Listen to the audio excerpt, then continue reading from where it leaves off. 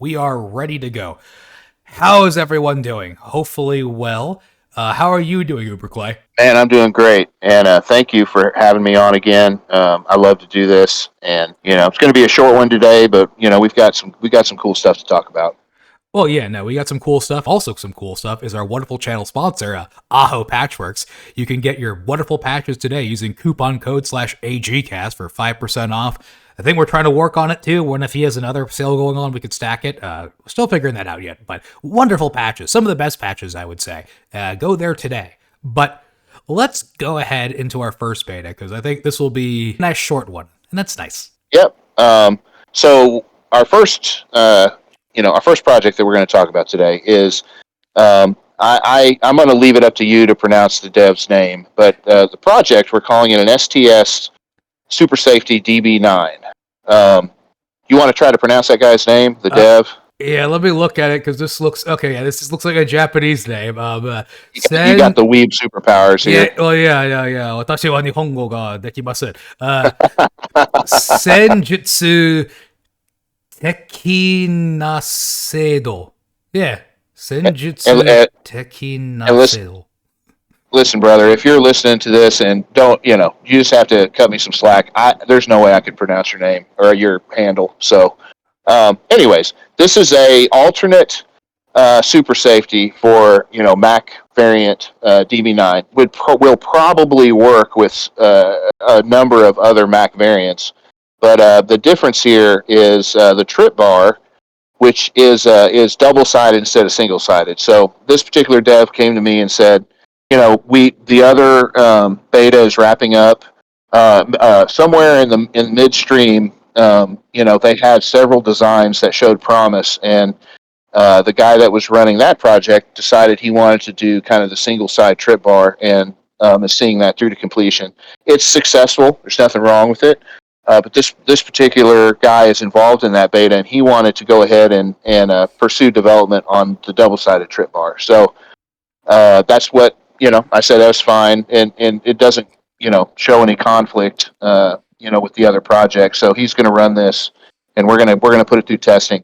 But as you know, the super safety is not a machine gun. However, I will preface this and say that it has been the subject of a lot of controversy. So for our audience out there, I want you to exercise as much caution as you see fit. But what a super safety does is it helps you shoot the gun faster than you could on your own by force resetting the trigger with the cycle of the bolt. So you use a super safety in an AR fire control group in a Mac build. This one specifically is the DB9, and it helps reset that trigger when it goes into battery. And I included some pictures there for you. You can kind of see the idea behind it. Yeah, I'm taking a look at it right now.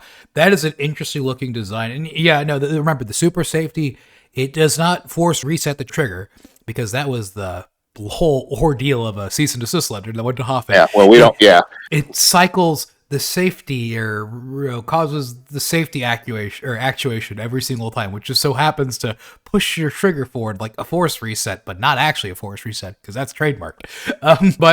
Yeah, we don't want to infringe on any patents. Oh, good God, goodness gracious, no, siree. But yeah, this is interesting because I was really shocked to learn this. Is that there are people that know what the super safety is outside of the 3D printed gun community. Oh yeah. Absolutely. Is really weird to me. Of like, there are people that know what the super safety is that have no idea who Hoffman is. Because Hoffman is the guy who designed it. So like it's, I will meet some people who build these things and then just like ask me like, oh, you do 3D printing gun stuff. So you know about the super safety. Oh, so like, could I do that in my Mac build? Or could I do that in this other build? It's like, well, yes and no, but like it's... Yes, it uses an AR-15 trigger and, a modified trigger in a way, but it interfaces with the bolt of an AR-15 in a way, and the Mac bolt is not an AR-15 bolt, so to assume it's going to work just perfectly in that is just not... You're just setting yourself up for just a disaster waiting to happen, just a dead trigger, probably. And This is because I know, what do we have? We have our good old other friend with the funny name, Sigu, or S3 Right. IGU3R. I don't know how to pronounce them. But yeah, that guy, he's been doing things with like, oh, he's done a super safety on the AK. He's done a super safety for, Hmm. he's done one for the G3. He's done one for the MP5. Right. That being said, though, is another funny thing about that guy too is I believe, yeah, his drop-in auto seer for the AK was mislabeled and misidentified by the ATF as a super safety, which is Oh very wow. funny because the name for the file drop, it's on the catalog. I believe it is AK DIAS, Yeah. which literally Drop an auto seer. drop in Yeah. auto seer, and he was posting about it because people were saying it's like, wait, super safety. The super safeties are getting banned now. The super safety that the ATF misidentified his drop in auto seer as a super safety, in which it literally says in the documentation, this is not a super safety, this is a drop in auto seer. And he also, Right. I think he might have, or he was saying he's going to update the README first page again, saying, so like, we basically was making fun of the ATF, saying this literally is a drop in auto seer. At no point is this a super safety anywhere on it. Right. But Well, there's a lot of innovation around that particular concept, especially with the amount of designs that use AR fire control groups. So, Remnants is just closing out a beta on a super safety design for the Caesar or whatever, the BZ, what is it, 61 or something. right. So it works phenomenal. So everybody is trying to adapt the platform to whatever build is utilizing the AR fire control group, because if you can manipulate that hit arm, then you're going to get the same functionality as the super safety does And, in the AR-15. and no, yeah, because I remember, what was it? There was someone showing me, I think it was actually, I saw someone post an old DB Slim, or DB9 Slim, which is one of the original like DB Mac frames. That is, Yep. Yep. it's adorable, but like it's one of the older ones for sure. And they were asking me if there was a way to do like a forced reset trigger on it because they bought an FRT and they wanted to try it. It's like, well, or they want to try a super safety for it. Has anyone done a super safety? It's like, well, there kind of is. And you were talking about the other beta earlier that's closing up for that. But Yep. this one is more or less for the DB alloy. And if this works in Yep. the DB alloy, it'll probably work for the others too. Yeah, I think they both utilize a trip arm. Well, I know at least this one utilizes a trip arm that you're going to have to get made from Send Cut Send. So, it's in our printing wheelhouse, but it's not a printed trip arm. It's going to be metal, and you get it made, and then there's probably some post processing that occurs. But it's an interesting challenge that they've met, because there's not a lot of room in between the bolt and the inside of the square tube on the upper receiver of a Mac. And And yeah, I'm pretty sure you'll definitely get some different tolerances for whether it's an Aves frame, oh or yeah, Aves Mac upper from a Math Mac Guar- upper, or a Masterpiece guaranteed, Arms one, or whatever whatever the guaranteed. nice one is too. I think what is like Masterpiece, or no?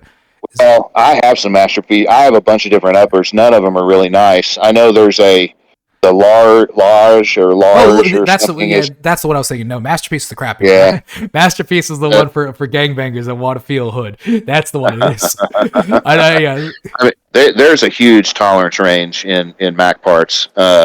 So I could see that being a challenge, but supposedly this is a viable design that we're going to put through testing. So that's kind of the point of this beta, Yeah. and it's exciting to see the innovation going on around the super safety platform. Oh yeah, and I bet Uh, Hoffman's happy to see that this is actually growing more than yes, it is. So I guess, yeah, what does this basically do? So we already mentioned it. You probably need to send consent, whatever this thing is, the little yes, trip arm thing. I guess I'll have a little picture of that. Of course, and then you're going to probably want a super safety. My belief on the super safety is that it is something that can be printed and should be printed. But yes. hey, people will still not listen to me and buy one CNC'd, and that is your prerogative. Have fun with that. But Yeah, you can absolutely print the safety and the lever arm or whatever you want to call it. That is this actual super safety arm. That is printable, no question. But yeah, no, the only other thing I could only imagine for everyone, and that I guess this is more of like a thing that I've had happen to me, is always be a little cautious with the Macs, though, or they do have a little tendency of out of battery. They can, yes. And like, but have you had one happen to you? I haven't. What I've experienced with my Macs is that in order for them to the extractor to grab the rim of the round, it has to go into the barrel properly. And so when I have a misfeed, now this isn't like this with everybody, but I've done a bunch of Macs, and I even had a DIY printed Mac upper that I had in beta for a little while, but I pulled it just because it was a little dangerous, and I don't know if I'm going to ever want it to go public. But even in that scenario, when I would have misfeeds, your round that firing pin cannot reach the primer unless the round is clipped into the extractor. And so when I would have a misfeed and the hammer would go forward, it wouldn't produce an out of battery because that round had not chambered properly, and in doing so, the extractor had not clipped around the rim. Now, I'm sure there's a set of circumstances where that is absolutely not going to be the case, and I have seen people have out of batteries where it's malformed the whole side of their upper, and that's definitely a bad time. So I'll say that I've had the one where I didn't even realize an out of battery. From what I was told, I probably had a very a slight out of battery. Minor. It was very minor one. But like, all I noticed was when I was taking apart my Mac frame, I realized, hey, why is the ejection port like puffed out to the side a little bit?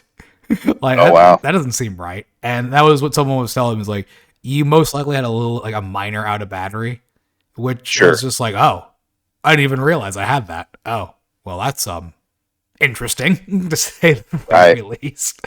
So yeah, well, the Macs are always just cheap stuff to begin with, so that's one of those things where it's like I haven't seen too many people have too many issues with theirs, but it is something, of course, to be keep in mind, especially when you have a higher cyclic rate. Always be a little cautious with things. Again, things are in beta for a reason, but yeah, they cycle fast. They absolutely do. Well, that's sort of their nice little thing about them. But yeah, keep that in mind, of course. And it's who doesn't want something that shoots fast? In all honesty, a Mac should be full auto almost always, in my opinion. Of like, the Mac's not.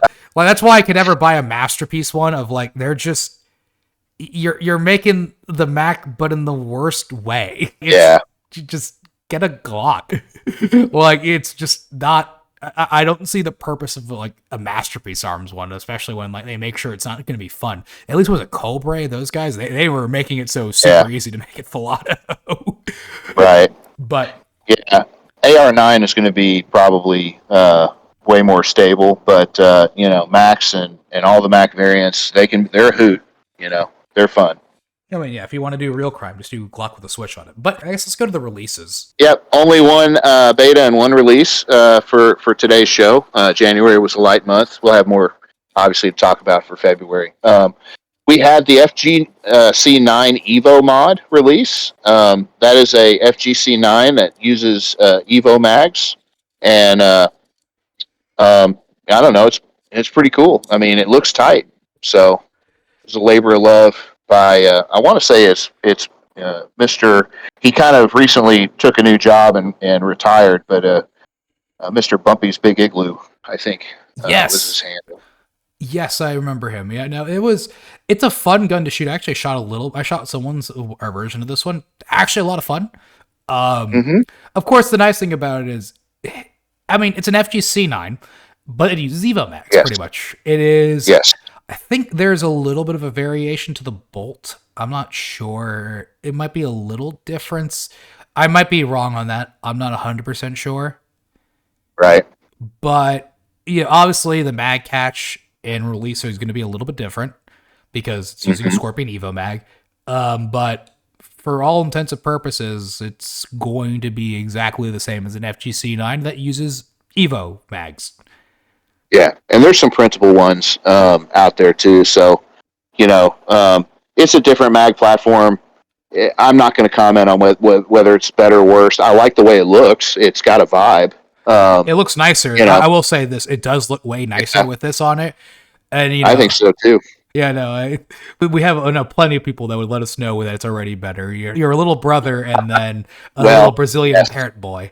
But yes, we have certain people that just have a unnatural aversion to Glock mags, and that's okay. I can sympathize. Glock mags have become a standard because of how prevalent they are.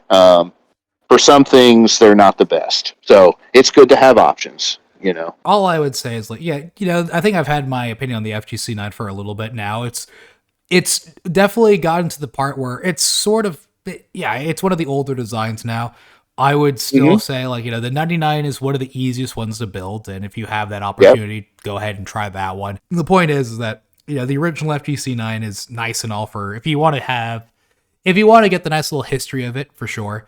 I think the Trident, the Riptide Rails version, is probably the best money can buy, but it's also at that expensive. Point, it's expensive, but it's not really DIY anymore at that point.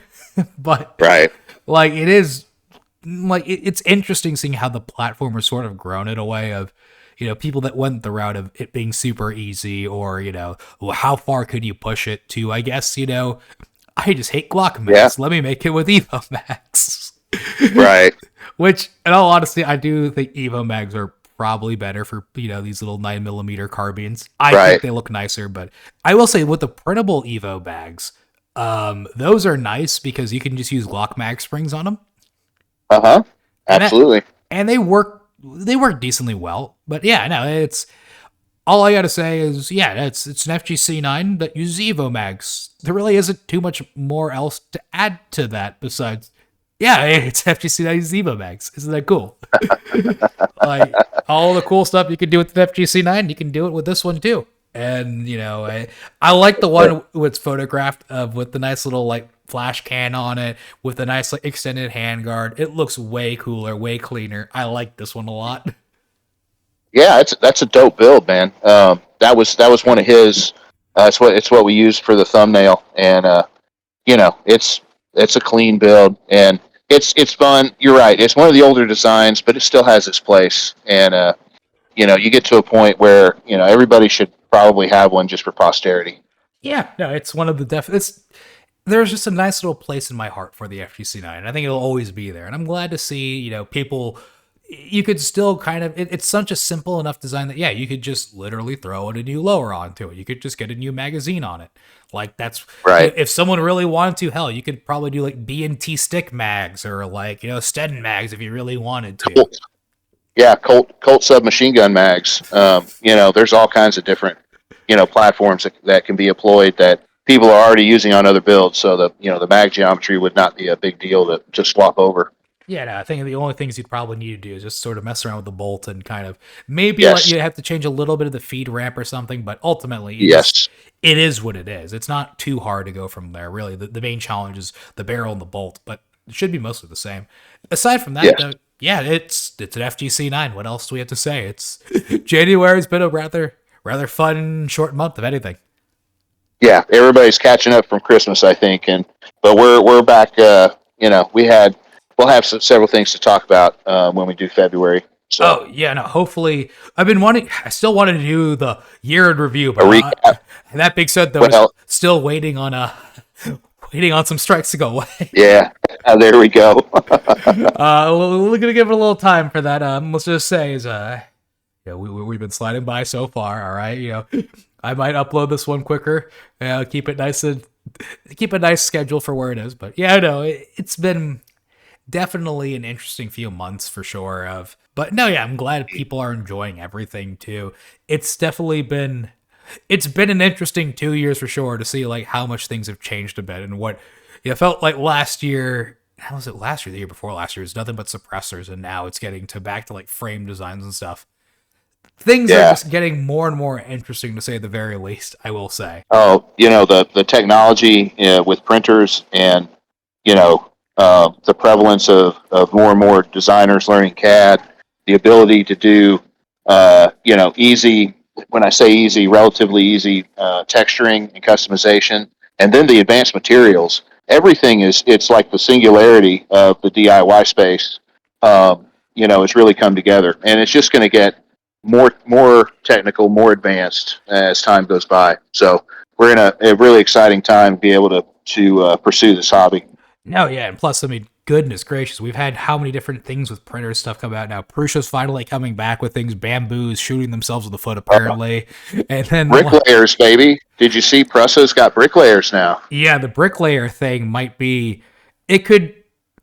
I don't know how it will be used, but the Prusa. Well, yeah, I think it'll be. I think it increases your layer stability and your adhesion tremendously. I haven't tried it because I need to get a Prusa slicer and set it up, but I was kind of hoping all the other slicers were going to follow suit and we were going to have bricklayers everywhere, but it's not the case as of this recording. Oh, so but, Orca hasn't fixed it yet? Orca hasn't added it? I don't think so.